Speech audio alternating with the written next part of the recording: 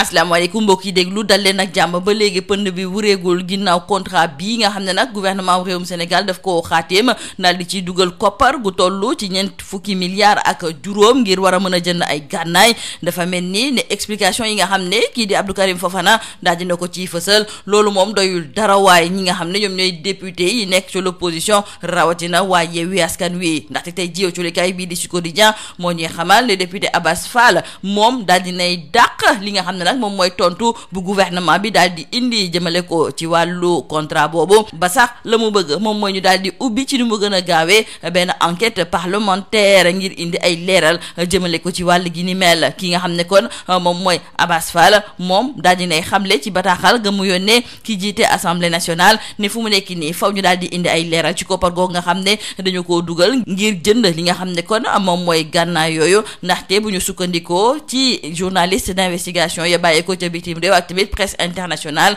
nañu doxalee jëmale ko nag ci wàllu contrat boobu jaarul yoon dafa mel ni sax ne am na lu lëndëm nag ci wàll gi ni mel loolu moom moo tax ba kii nga xam ne moom mooy député Abass Fall bëgg ci li mu gën a gaawee ñu daal di koy liñatu taxawal li ñuy tuddee enquête parlementaire keneen a ngi nii bokk tamit ci l'opposition bi muy Abdoul Mbaye culikaay bii di Sud Quotidien moo ñuy xamalit ne moom daal dinay dàq explication yi nga xam ne kii di Abdou Karim Fofana daal dina ko ci fësal moom kon di Abdoul Mbaye di gis ne ci ni mu gën a gaawee war nañoo mën a indi leeral ndaxte marché gii la mu ca gis daal moom mooy nekkul marché gu jaax yoon culikaay bii di Libération moom it tey jii moom muy ñëwaat ci benn mbir bu doy waar boo xam ne nag dañu ko nemmeeku fii ci même réew ginnaaw bu ñu sukkandikoo ci benn rapport boo xam ne coalition pour la transparence financière sur la pêche illicite moom moo ko fi doon amal ñoom daal dinañuy gis ne dëkk yi nekk ci Afrique sowu jant dëkk yi nga xam ne nag dafa am géej ñii nga xam ne nag ñoom ñooy navire yu nganda ya fay ñëw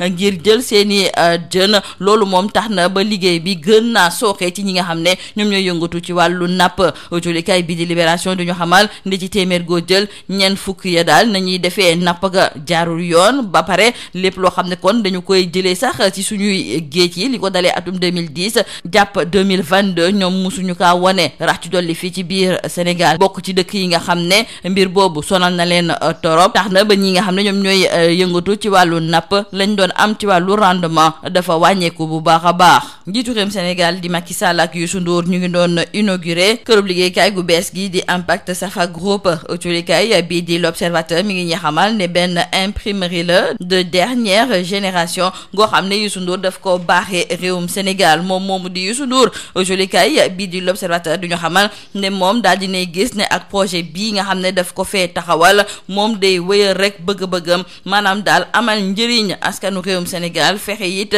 ba def kéemtalaay kàttanam ngir fépp fii ci biir réew mi ak tamit ca Afrique xëy war a nekk lu yomb ndaw yi war cee mën a bànneexoo njiitu réewum Sénégal di Macky Sall moom daal di kontaan torop sax ci ki nga xam ne moom mooy Youssou Ndour ndaxte ma ngi koy xamal ne ma ngay siggil réewum Sénégal wàllu tàggat yaram la ñu koy jeexalee ak ndam lu rëy li nga xam ne suñu gaynde yi yëngatu ci footballu tefes daal dinañu koy am démb ci jongante gañ doon am ci wàllu final Coupe d'Afrique de beach soccer Sénégal daal di nay daan waa Égypte ba pare daal di jël kon seen juróom-ñaareelu coupe goo xam ne ñu ngi koy am ci footballu tefes ñeenteelu yoon a ngi nii nag ñu koy tegale culikaay bii di Sud Quotidien daal di gis ne démb ci jongante boobu ñi nga xam ne kon ñoom ñooy suñu gaynde yuy yëngatu ci wàllu footballu tefes ñoom daal dina ñuy wone seen mënin wan ne ñoom ñoo mën fii nga xam ne kon moom mooy ci biir Afrique culikaay bii di Le Soleil duñ ci yokk duñu xamal ne ñaar ñi di Alseni Ndiaye ak Seydina Mandione Laye Diagne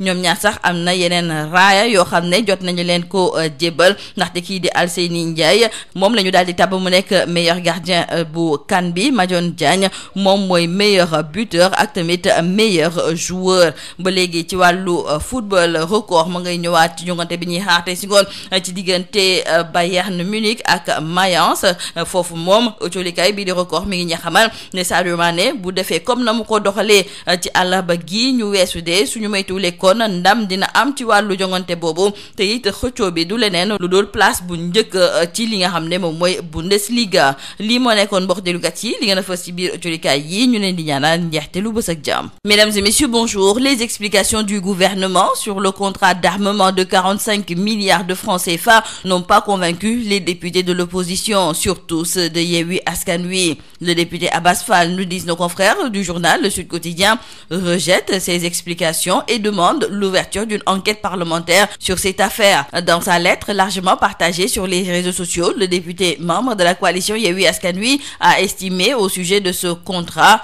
que les journalistes d'investigation ainsi que la presse internationale considèrent que cet acte de vente constitue une vraie nébuleuse plutôt que d'une nécessité sécuritaire pour justifier sa demande d'une enquête parlementaire. Et toujours selon Abbas Fall, ce contrat signé avec un homme d'affaires nigérien douteux du nom de Aboubacar Ima, dit Petit Boubé, constitue une nébuleuse qu'il faudra clarifier pour que les Sénégalais soient édifiés sur cette affaire qui défraie la chronique depuis quelques jours. Et il faut aussi signaler avec nos confrères du journal Le Sud Quotidien que Abdoul Mbaye, ancien premier ministre et président du parti ACT, lui aussi récuse les éclairages du gouvernement et décèle un problème de transparence et d'éthique. Il dénonce aussi un marché contracté avec des voyous. C'est donc dire que le débat est entré à l'affaire du contrat d'armement portant sur un montant de 45 milliards de francs CFA signé par les ministres de l'Environnement et des Finances d'alors, en l'occurrence Abdou Karim Sall et Abdoulaye Daouda Diallo,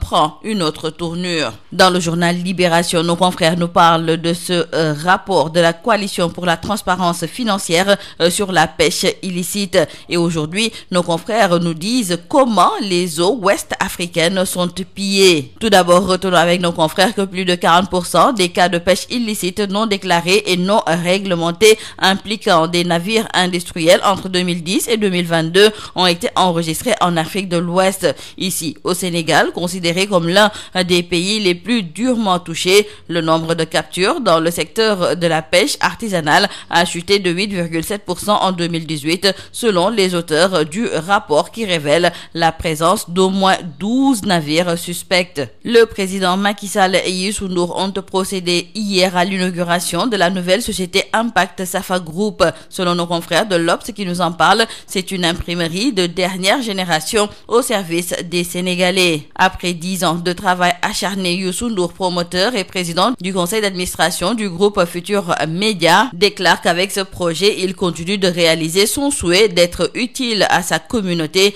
et œuvrer en Afrique pour la création d'emplois. Le chef de l'État Macky Sall, lui, a exprimé toute sa satisfaction et sa fierté à l'endroit de la star planétaire. Terminons par le sport et de 7 pour les Lions de la plage. C'est le titre qui barre la une du quotidien Le Soleil. Nos confrères exultent après la victoire du Sénégal sur l'Égypte à la finale de la CAN de beach soccer. Le Sénégal a battu hier l'Égypte et a écrit une nouvelle page de son histoire dans cette compétition. Pour nos confrères de Sud Quotidien, le Sénégal est monté une nouvelle fois sur le toit de l'Afrique en remportant hier la finale de la 11e édition de la Coupe d'Afrique de beach soccer. Avec cette 7e couronne, la 4e d'affilée, les coéquipiers de Alseyni Ndiaye maintiennent un peu plus leur hégémonie en Afrique. Les deux joueurs Alseyni Ndiaye et Seydina Mandione Laye Diagne ont été plébiscités, nous disent nos confrères du quotidien Le Soleil. Alseyni Ndiaye qui célèbre son 150e match avec un 7e titre de meilleur gardien de la CAN